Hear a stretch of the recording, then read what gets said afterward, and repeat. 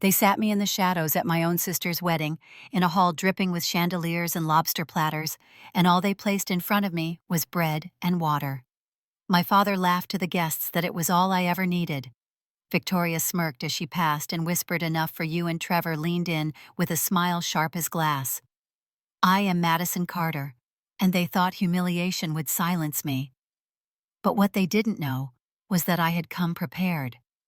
So when the music faded and the lights dimmed, I stood up with a calm smile and pressed play. What filled the screen was not a slideshow of love, but the truth they swore would never see the light. The June air in Newport carried a salt tang that clung to my skin as I stepped out of the cab, in front of the oceanfront estate my sister had chosen for her wedding. White stone walls framed the entrance, and waves crashed faintly in the distance. Guests in long dresses and tailored suits moved easily past the arches, their laughter spilling into the humid evening. I smoothed the fabric of my green satin dress and forced my shoulders back. If I looked confident, maybe no one would see how fast my heart was beating. Inside lights scattered from crystal chandeliers onto polished floors. A string quartet played something elegant that drifted into every corner of the hall. Waiters moved with precision trays stacked with oysters on ice and glasses of champagne. The smell of garlic butter rising from silver platters made my stomach turn, though I had not eaten all day. I followed an usher in a black vest who carried a program with my name marked in neat type. He walked me through rows of tables covered with ivory cloth candles glowing in tall holders, centerpieces overflowing with roses and lilies. I expected him to stop somewhere near the middle where cousins and family friends gathered. Instead, he led me farther back near a column that nearly blocked the view of the stage. He gestured to a table tucked into the corner. On it sat a plain bottle of water and a basket with 2 rolls. No wine glasses, no silver settings, no sparkling glassware that adorned every other table. Just a corner place setting stripped bare of celebration. I looked at him, waiting for an explanation. His face remained polite, unreadable, as he murmured, "Enjoy the evening," and walked away. Heat crept up my neck. I sat slowly, pressing my palms against the cloth to steady myself. From the center tables came the clinking of glasses as waiters poured Bordeaux into crystal goblets. Lobster tails gleamed under butter glaze and prime ribs steamed as carving knives sliced through. Guests leaned closer to admire the plates and raised their glasses in toasts that echoed over the music. I lifted my water glass, the sound of liquid splashing far too loud in the silence of my corner. My throat tightened. The bread in the basket looked dry and forgotten, and I hated that my stomach growled. Applause erupted near the entry doors. I turned and saw Victoria sweeping into the hall on Trevor's arm. Her gown sparkled with beads that caught every glimmer of light, her smile wide and deliberate. She looked every bit the bride she had always dreamed of being. People rose to their feet, clapping, cameras flashing. She glanced my way for half a second. The smirk that touched her lips told me she had seen where I was seated. Then she turned back to the crowd, basking in their admiration, as if I had never existed. A couple seated nearby glanced at me, and then at my bare table. The woman whispered something behind her napkin. Before her husband could rise to call a server, my father's voice cut in. Charles Carter, tall in his navy suit, leaned toward them with a casual smile that masked sharpness. He told them not to worry, that I preferred simple things, that I never needed more than bread and water. Their polite laughter followed, but it was hollow, and I felt each word land heavy on my chest. I froze, gripping the edge of my chair until my knuckles whitened. The quartet played louder, but the music could not cover what I had heard. My father's voice had carried across the hall as clearly as if he had been whispering in my ear. I forced my jaw shut before anyone could see it tremble. The humiliation burned through me hotter than the chandeliers above. I wanted to stand, to walk out, to shout that I did not deserve this. Instead, I sat still, spine-stiff, smile frozen, swallowing the bitterness with another sip of water that tasted like nothing. All around me, glasses clinked and forks tapped plates. Guests raised their phones to capture Victoria glowing at the center of attention. I sat in the shadows, my chair nearly hidden by roses that spilled over from the centerpiece. I breathed in the heavy scent of lilies, tried to focus on the music, but the words kept replaying in my head. She never needed more than bread and water. I pressed my nails into my palm, grounding myself, telling my body not to break here, not now. I would not give them the satisfaction. Still, as I looked up again, I caught Victoria's gaze. She tilted her head just enough, eyes glinting as if daring me to react. My stomach twisted. The room was too loud, too bright, too heavy, and yet in that instant, it felt like only the two of us were locked in a private war no one else could see. I reached for the roll in the basket, tearing it slowly, though I could barely swallow. Somewhere deep inside, beneath the humiliation, a different feeling stirred, quiet and sharp. And I knew that this night, this table, this moment, was not the end of the story. I remembered another table, a smaller one in the kitchen of our house in Boston, where I sat with my books spread wide while my father paced the living room bragging about Victoria. She was 9 then, and I was 7, and she had just performed a dance routine at a neighborhood recital. He clapped his hands so loudly I could hear them from where I studied multiplication tables. He called her a natural star, the pride of the Carter family. My name never left his mouth. As we grew, the pattern never shifted. Victoria was praised for every painting, every speech, every small win. I was expected to stay quiet, study, and keep the house in order. I learned to cook scrambled eggs by the time I was 8, not because I wanted to, but because someone had to feed Andrew and me when Mom was working at her flower shop. Dad would walk through the door at night, kiss Victoria's forehead, then demand to know why I had not cleaned the kitchen well enough. My chest tightened with every dismissive glance, but I swallowed it because fighting back only earned me harsher words. By the time I turned 14, I had started babysitting for neighbors and tutoring younger kids in math. I saved every dollar in an old coffee tin, proud of the crisp bills piling up. I wanted to buy my own computer, something secondhand, but mine to practice design and writing. One Saturday, Dad found the tin in my closet. He shook it, eyes narrowing. He asked me what I thought I was saving for, and before I could explain, he told me to hand it over. He said Victoria had been accepted to an expensive summer arts camp in New Hampshire, and the family needed money for it. He reminded me that I was young, that I would manage, that she deserved the opportunity. My throat burned as I slid the tin across the table. I watched him count my earnings in front of me, each bill that represented hours of babysitting gone in seconds. That night, I sat on the porch steps, the July heat pressing against my skin, my fingers digging into the wood railing to keep from crying. Grandma Rose came out carrying 2 glasses of lemonade. She set one beside me and lowered herself down slowly, her knees stiff from age. She studied my face, her eyes softer than anyone else's in that house. She asked if Dad had taken something from me. I nodded, unable to form the words. She reached out and patted my hand. "One day, you will show them who you are," she whispered. "Not today, maybe not tomorrow, but they will not be able to ignore you forever." I clung to that promise like it was a lifeline. The following weekend, we had a family barbecue. Cousins and neighbors filled the backyard, smoke from the grill curling into the warm air. Dad stood tall beside Victoria, who had just returned from her first day at the arts camp. He tapped his glass to get everyone's attention and declared how proud he was of his eldest daughter. He spoke of her discipline, her bright future, how she carried the Carter name with honor. Applause rippled through the crowd.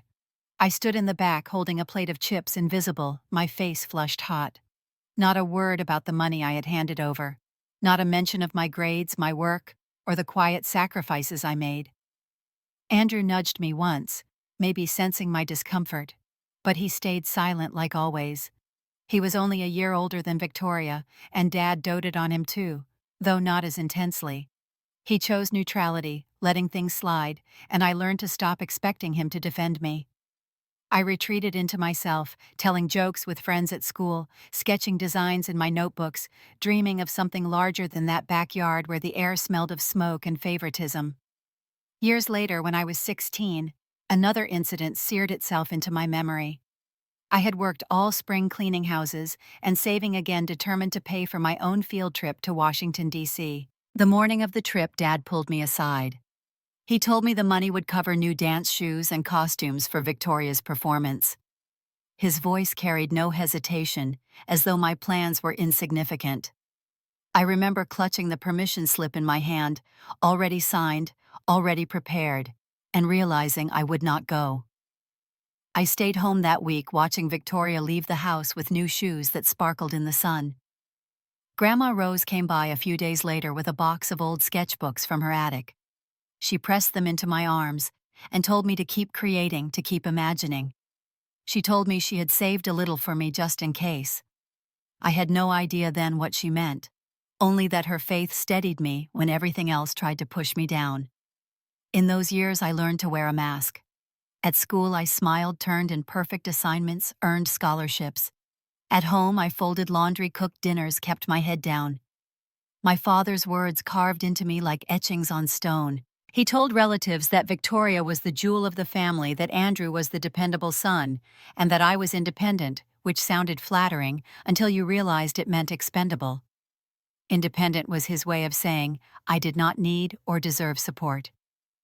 Sitting in the corner of that wedding hall years later, staring at the breadbasket placed before me, all those moments came back in a rush.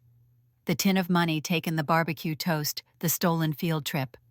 They stacked one upon another until the weight threatened to crush me. My fingers curled into fists under the table. I forced my breathing steady, the string quartet's melody blurring into background noise. I was not a child anymore. I was not helpless. Across the room, Victoria laughed with her bridesmaids, the sound carrying easily over the music. Her head tilted back, the diamond tiara catching the chandelier light. Dad clapped Trevor on the back, grinning as if the family had achieved something extraordinary. Mom fussed over the flower arrangements, pretending not to notice me at all. I reached for my glass of water, holding it carefully, so no one would see the tremor in my hand. The memory of Grandma Rose's voice settled over me again, quiet and steady. One day, you will show them. I set the glass down, my heart pounding with the certainty that tonight was only the beginning. The humiliation was familiar, almost expected, but this time it would not end here. This time I would carry the promise my grandmother had given me, and I would find a way to make them see me, whether they wanted to or not. I packed everything I owned into 2 suitcases the summer I left Boston for New York. My acceptance letter from NYU felt like a passport to another life, one where my work might finally mean something. I rented a tiny dorm room in Manhattan that smelled of dust and old wood, and I took every campus job I could find. I worked late nights at the library circulation desk, mornings serving coffee, weekends, tutoring freshmen in English composition. Every dollar mattered. I learned how to stretch a bag of rice and frozen vegetables into a week of meals. I learned how to keep going on 3 hours of sleep. In my classes, I felt alive. Media studies, design labs, long hours editing projects on outdated computers, none of it scared me. I found joy in pulling together colors, images, and stories that could make people feel something. I discovered I was good at it. Professors began to notice. They told me my work had clarity, an edge, something that drew attention. Each compliment felt like water in a desert, so different from the silence I had grown up with. By junior year, I landed an internship at a boutique agency in Soho. The office buzzed with energy, walls covered in mock-ups and whiteboards filled with campaign ideas. I soaked up everything, staying late to watch senior designers polish client pitches. The day I was offered a full-time role after graduation, I walked out onto Broadway and cried into the city noise. For once, no one could take that from me. Or so I thought. I called home that evening, still breathless. My mother answered, her voice distracted, as she asked if I was eating enough. I told her the news that Cobalt Creative had chosen me for their team. She paused, said that was nice, and asked if I had congratulated Victoria on her upcoming showcase. I gripped the phone tighter, forcing a smile into my voice. Later that week, I called again when our team won a major pitch with a healthcare company. My father answered this time. I told him I had led the design presentation and the client had signed the contract. He chuckled low and dismissive and asked why I was wasting so much energy bragging about making slides. Editing videos is not a career, Madison, he said. People who matter run businesses, they manage real things. His words hit me harder than I expected, carving out the pride I had felt only hours before. I tried not to let it show at work. My colleagues at Cobalt saw me as sharp, dedicated, reliable under pressure. I poured myself into projects, staying late nights alone in the office, with only the glow of monitors for company. My boss, Allison Grant, pulled me aside one Friday and told me she saw leadership in me. I carried her words home like treasure, holding them close, when the voices from Boston tried to convince me otherwise. Then came the shock I did not see coming. A month after Grandma Rose passed away, I received notice from the estate lawyer that she had left me a small savings account, her way of investing in my future. It was not a fortune, but it was more money than I had ever had in my name. I cried reading her note where she told me to use it to build a life that reflected my true worth. For the first time, I felt chosen, not overlooked. I called my parents to share the letter, expecting at least a quiet moment of respect for Grandma's wishes. Instead, my mother sounded confused. She said the account had already been used, that the bank confirmed withdrawals for household expenses. My pulse hammered as she explained in a careful tone that Victoria had run into some debt that her credit cards had piled up, that Dad had authorized using the money to settle it. I froze in the middle of my tiny apartment, the letter crumpling in my hand. "It was meant for me," I whispered. Mom's voice faltered, then steadied. "We did what was best for the family," she said. "You are independent, Madison, you always have been. Victoria needed it more."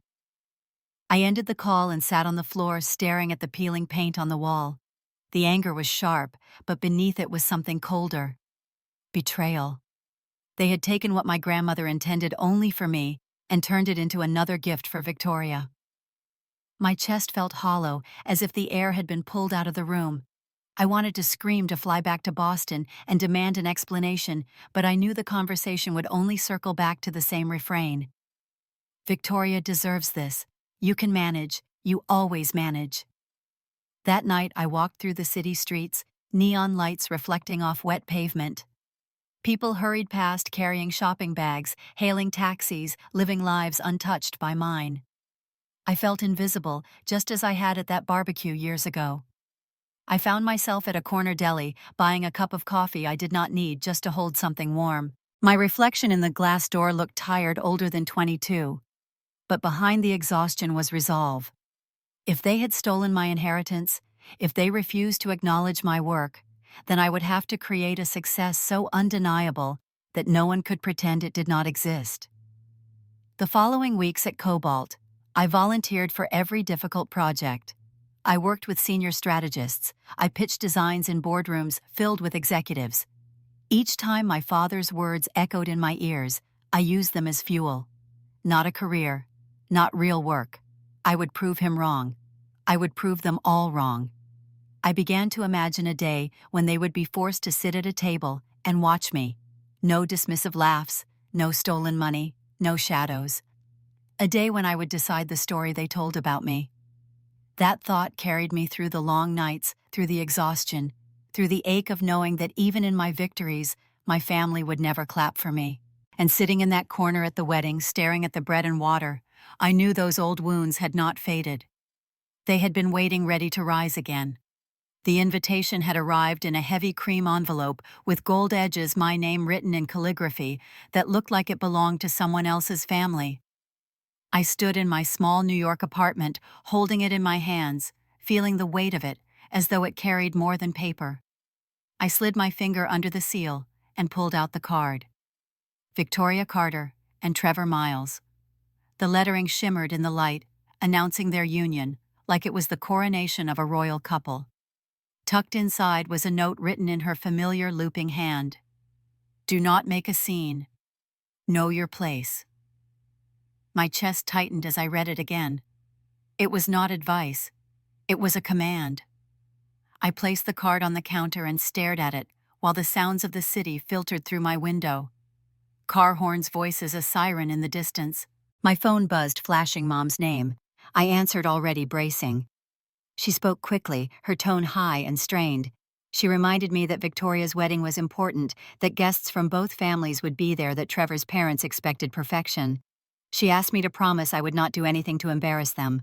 I swallowed hard and asked what she thought I could possibly do. She hesitated, then said she knew I carried resentment, and she pleaded with me not to bring it with me. For once, she begged, just let Victoria have her day. I told her I would come.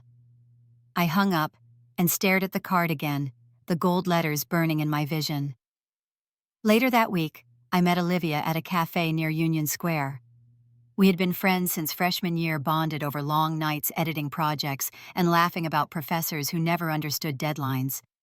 She was one of the few people who had seen me cry over my father's words, and one of the few who never dismissed the pain. She listened now as I told her about the invitation, about my mother's call, about the way the words "know your place" lingered like a bruise. She stirred her coffee slowly, her eyes never leaving mine. "You cannot keep letting them write your story," she said. "If you go, make sure they remember it. Make sure they cannot ignore you anymore."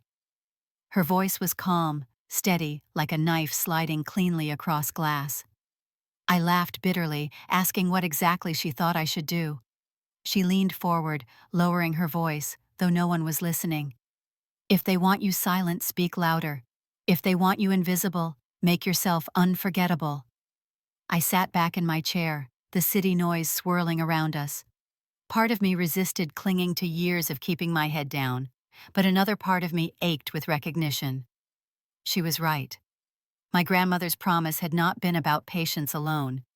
It had been about finding a moment to reveal the truth. The weeks that followed blurred with wedding preparations I was not part of. Social media filled with photos of Victoria at dress fittings, bridal showers, brunches at country clubs.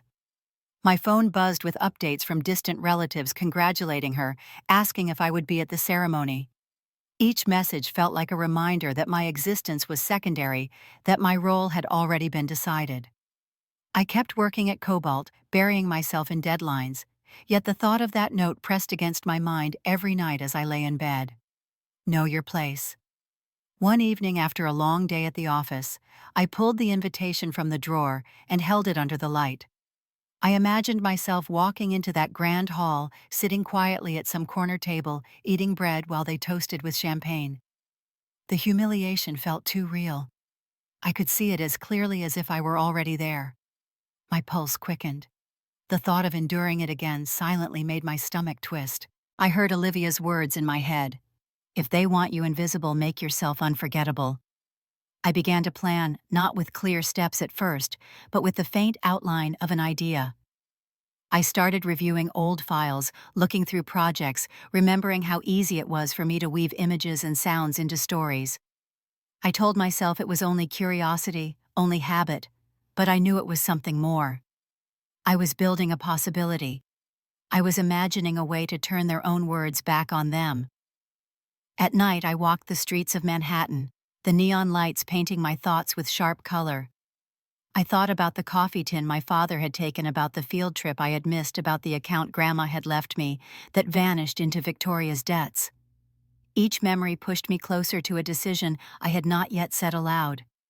By the time I reached my apartment, I felt the first sparks of resolve. The wedding would not be just another night of humiliation. If I went, I would carry something with me. I would carry proof. Voice fire. A week before the ceremony, my mother called again. She asked if I had chosen a dress, if I was bringing anyone.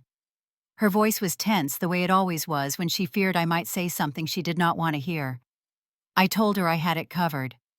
She sighed in relief, reminding me one last time not to make trouble. I ended the call quickly and sat in silence, the city lights flickering across my walls. I thought of Olivia's steady gaze across the cafe table, of Grandma Rose's hand on mine years ago, whispering that one day I would show them. My fingers tightened around the phone. The choice had already been made. The estate glowed like something from a glossy magazine, spread lights spilling from every arched window, strings of white bulbs crisscrossing the courtyard. I stepped through the double doors into a hall buzzing with sound. A live band played on the raised platform violins, weaving through the hum of voices. Waiters in pressed white jackets glided between tables, carrying trays piled high with champagne flutes. The air smelled of roses and roasted meat, sweet and rich, almost overwhelming. I adjusted the strap of my dress and tried to slow my breathing as I followed the usher through the room. The tables in the center gleamed under chandeliers, each set with polished silverware, fine china, and crystal glasses already filled with deep red wine. Guests leaned in close to each other, laughing bracelets clinking against stemware. Every detail announced wealth and perfection, the kind of event designed to impress magazines and Trevor's powerful parents. The usher stopped near the back at a table half hidden by a towering arrangement of lilies. He placed a glass bottle of water and a small plate with 2 rolls on the linen. His smile was stiff, his eyes carefully blank, as if he had been told not to explain. He gave a polite nod and slipped away into the crowd. I stared at the table, my heart sinking. No wine, no menu, no plates of lobster waiting to be served, just bread and water. My throat tightened. I sat down slowly, smoothing my skirt over my knees. The chair legs scraped against the floor, and a few heads turned before quickly looking away. A waiter passed with a tray of champagne, offering flutes to every guest he passed, then walked past me as though I was invisible. I forced my eyes toward the center tables. Platters of prime rib gleamed as carving knives sliced into the meat. Lobster tails shimmered under pools of butter. Glasses filled with Bordeaux caught the light. My stomach clenched, not from hunger, but from the sharp edge of humiliation pressing down on me.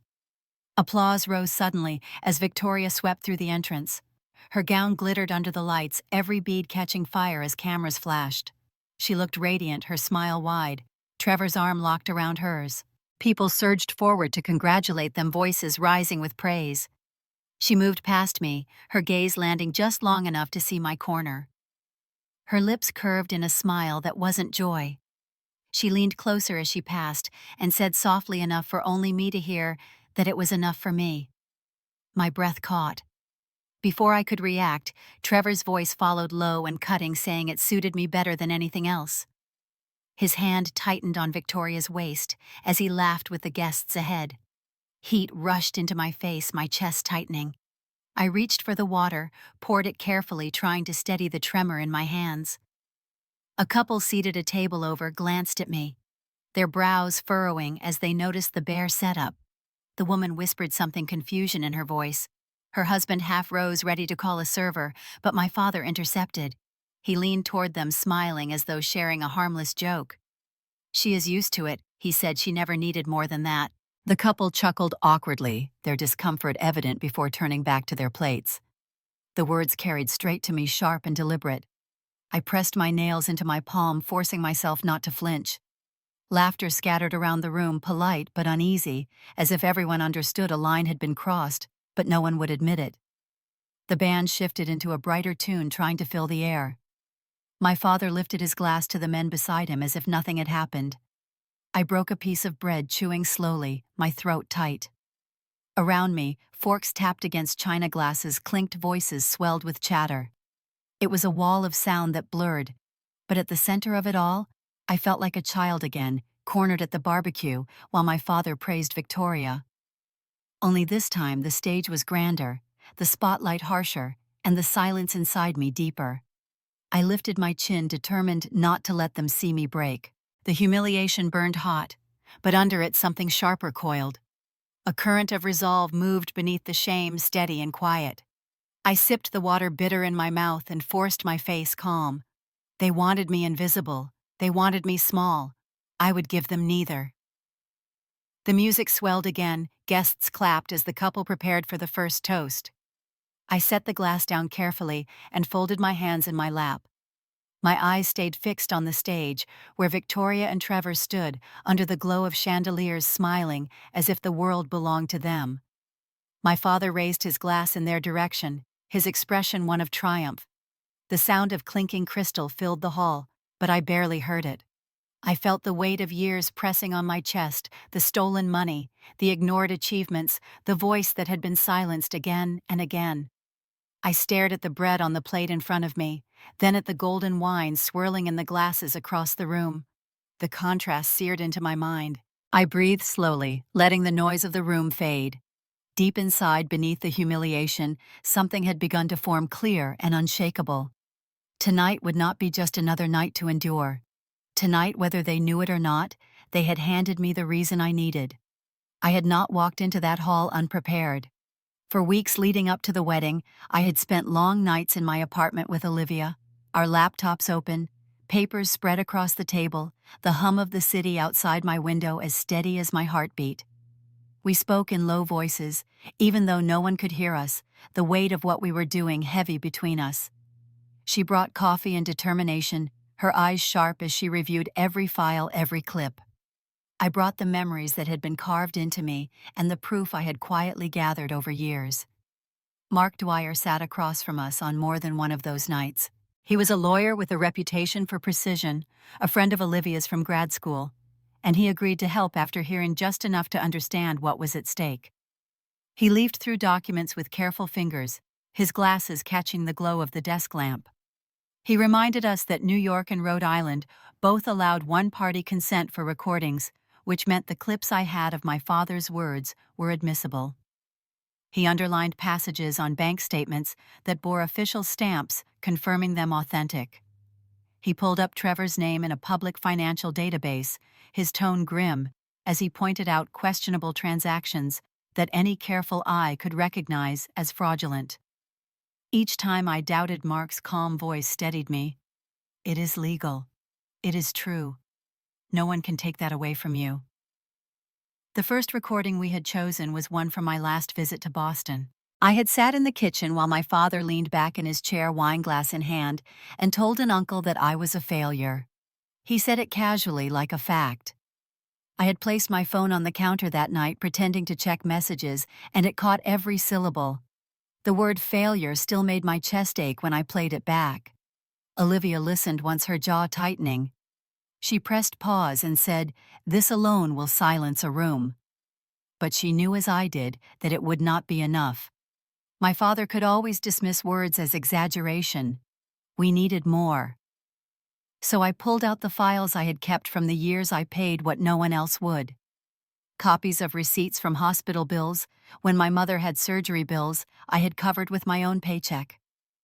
Tuition notices for Andrew's summer courses, partially paid with transfers from my account.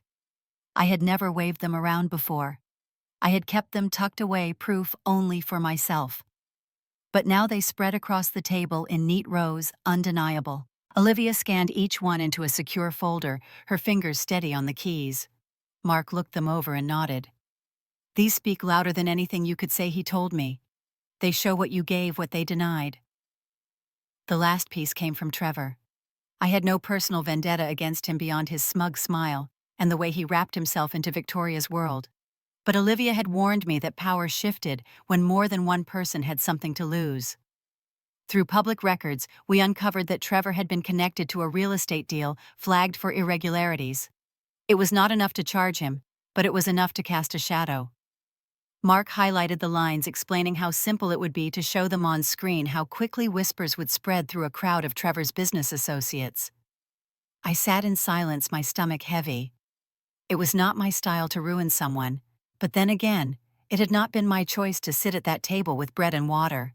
It had not been my choice to be erased. And if Trevor was part of the world that upheld my father's praise of Victoria, then his record deserved light. We compiled everything into a single file. Olivia worked her design skills into the edit, pairing images with audio, arranging receipts beside the words spoken against me. She added stills of Grandma Rose, a photograph of her handwritten letter to me, the lines where she told me not to let them clip my wings. I had read that letter countless times, the ink smudged from where my tears had touched it. Seeing it appear between recordings and documents brought a sharp ache to my chest. Her voice seemed to echo through the room as I whispered the words aloud. "Do not let them cut your wings." On the final night of preparation, we watched the file together in silence. My father's voice filled the room, cold and unyielding. The camera zoomed on receipts with my name on them, amounts paid in bold. Trevor's transaction list appeared, highlighting the irregularities. Then the letter, Grandma Rose's words shining against the darkness of the screen. When the file ended, the room felt heavier than before. Olivia leaned back, exhaling slowly. Mark closed his folder with a snap and said it was ready. I nodded, my throat dry, knowing there was no turning back. At the wedding, while the music played and laughter swirled, I sat at my corner table with the small drive tucked securely inside my clutch. My fingers brushed against it now, and then steadying myself against the waves of humiliation that kept rolling toward me. My father's laugh from across the hall. Victoria's satisfied smile, Trevor's smug nods. They thought the night belonged to them. I let the stem of my glass rest cool against my palm, my face calm, my body still. Inside, I repeated Grandma Rose's words over and over, until they became my armor. When the lights dimmed slightly and the band began to shift into a softer tune, I felt the weight of the drive again. The plan was simple. Wait for the toast. Wait for silence. Then the truth would play out on a screen too large for anyone to deny. My heart beat steady as I lifted the glass to my lips. Soon the music would stop, the room would hush, and every face would turn. That was the moment I was waiting for.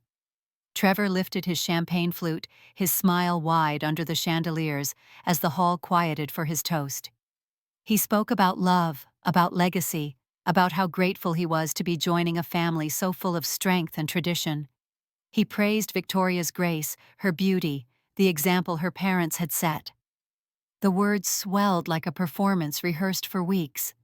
Guests clapped lightly, leaning forward to catch every word. I sat still, my fingers brushing the edge of my clutch, feeling the tiny drive inside. My chest rose and fell slowly steady against the storm I knew was coming. He raised his glass higher, declaring that their marriage would represent the ideal, the kind of union everyone dreamed of. The room erupted in applause. Laughter rippled across the tables. My father's booming chuckle carried easily over the sound. Then, just as Trevor prepared to turn the toast toward gratitude for the guests, the lights flickered once, twice, and then went dark. A collective murmur swept through the hall. Silverware clinked against plates as startled hands dropped forks. The band's instruments fell silent, their notes cut short. In the hush, the massive screen behind the stage glowed to life. At first, the image was simple, a black background with a single line of white text. Then the audio began. My father's voice filled the speakers, calm and casual, recorded in our kitchen years ago. "She is a failure," he said. "She will never amount to anything." The words cracked through the silence like a whip. Gasps rose from the crowd. Guests turned to look at him where he sat near the front, his face draining of color. He shifted uncomfortably, forcing a laugh that no one returned. The video cut to the next segment. Scanned receipts appeared clear as day, bearing my name in the payer line. Hospital bills marked paid in full, tuition notices, with my bank transfers attached. The camera zoomed on the signatures, the dates, the stamps of official approval. The narration was only silence, letting the evidence speak. Whispers grew sharper around the room. Faces turned toward my mother, who pressed a hand to her mouth, her eyes wide and wet. My father's jaw clenched, his knuckles white around his untouched glass. Then came the final piece. Screenshots of Trevor's financial dealings, transactions, highlighted in red, names of shell companies faint but visible. The data had been pulled from public records, but arranged now in a way that left no doubt. The audience, filled with business partners and extended family, stared as his polished smile faltered. His glass lowered, his hand trembling slightly. Victoria turned to him in shock, her lips forming silent words. The guests shifted uneasily, the clinking of jewelry and fabric the only sound before the next gasp rippled through the room. A fork fell to the floor somewhere near the front, the metallic ring echoing like a bell. Plates were pushed back, chairs scraped against the marble. People were no longer whispering. They were staring silent, their faces caught between disbelief and dread. The chandeliers glittered overhead, mocking in their stillness.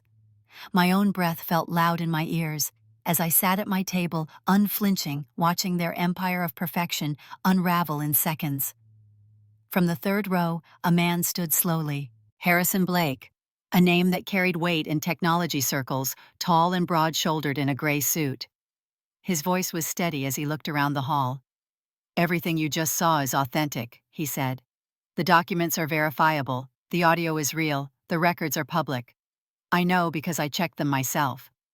The murmur that followed was brief, then gone, swallowed by the heavy silence that settled once more. No one laughed. No one clapped. 300 guests sat in stunned quiet, the sound of the ocean faint beyond the walls, the truth burning on the screen. The silence was complete. Victoria's chair scraped loudly against the marble as she shot to her feet, her veil trembling with the force of her movements. Her voice cracked as she shouted that it was all fabricated, that I had manipulated the truth out of jealousy. The words rang hollow in the vast hall. Faces turned toward her, but no one spoke. The giant screen behind her still glowed, still holding the receipts, the recordings, the records in cold silence. Trevor did not move at first, his hand frozen on the stem of his glass. When she turned to him demanding that he say something, he dropped his gaze to the floor. His lips parted, and when his voice came, it was barely louder than a whisper. "It is all real, every part of it." Gasps rippled through the guests again.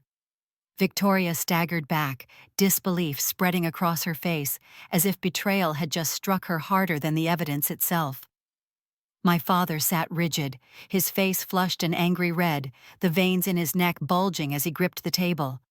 His glass toppled as his hand trembled, spilling wine across the linen. He opened his mouth to roar something at me, but no words came. The weight of every eye in that room held him still. My mother's sobs filled the quiet. She covered her face with both hands, her shoulders shaking, mascara streaking down her cheeks. She looked smaller than I had ever seen her, shrinking into her chair. Andrew shifted in his seat, his jaw tight, his eyes locked on me across the hall. He did not smile, but his gaze carried something I had never seen before, something almost like respect. He did not rise to stop me. He only sat still, nodding once, as if to say he understood. I pushed my chair back slowly, the scrape loud in the silence. My legs carried me steady, my head high, each step echoing, as I walked out from behind the lilies that had hidden me all evening. My heels tapped against the marble, the sound rhythmic, deliberate. Faces turned as I passed guests, shrinking back slightly, as if they feared even eye contact would tie them to the moment. I felt no fear, no trembling, only the strange calm of someone who had already chosen her path long before stepping into the room. Victoria reached out as I walked past her hand, jerking toward my arm. I shifted my body just enough that her fingers brushed the air. She hissed something, a desperate plea or curse, but I did not slow. Trevor's face was pale sweat shining at his temples. My father's chest heaved with the force of his unspoken rage. My mother wept into her hands. Andrew remained still, his eyes following me. The hall was a tunnel, the chandeliers gleaming above me, the scent of wine and roses heavy in the air. 300 people watched me cross the floor, but it felt as though I was walking alone, a path carved by years of silence and sacrifice. At the doors, a waiter stepped back to let me pass his tray, trembling in his hands. I caught the flicker of sympathy in his eyes, and for a fleeting second, I wanted to tell him not to pity me. I wanted him to know I did not need it anymore. The heavy doors swung open, and cool night air rushed against my skin. The sound of waves crashing beyond the terrace broke the suffocating stillness. I inhaled deeply, the salt and wind cutting through the perfume and smoke of the reception hall.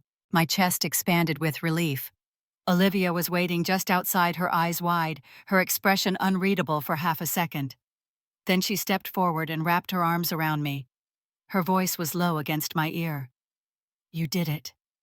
I pulled back to look at her, searching her face for any trace of doubt. There was none. She nodded once, firm and steady.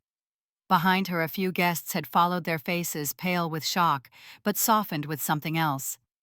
One older woman inclined her head at me. Another man gave the smallest of nods. Quiet acknowledgments that carried more weight than applause ever could. I looked past them toward the dark ocean. The horizon stretched endless, the night air sharp against my skin. The weight that had pressed on me for years lifted, replaced by something I had no name for. Not triumph exactly, not relief, but clarity. I straightened, my voice rising in my mind, though my lips barely moved. They had thought bread and water would define me. They had thought silence was all I was worth. They had been wrong. I let the thought linger in the wind, then turned my eyes back to the estate. The music inside still muted the truth, still echoing within those walls.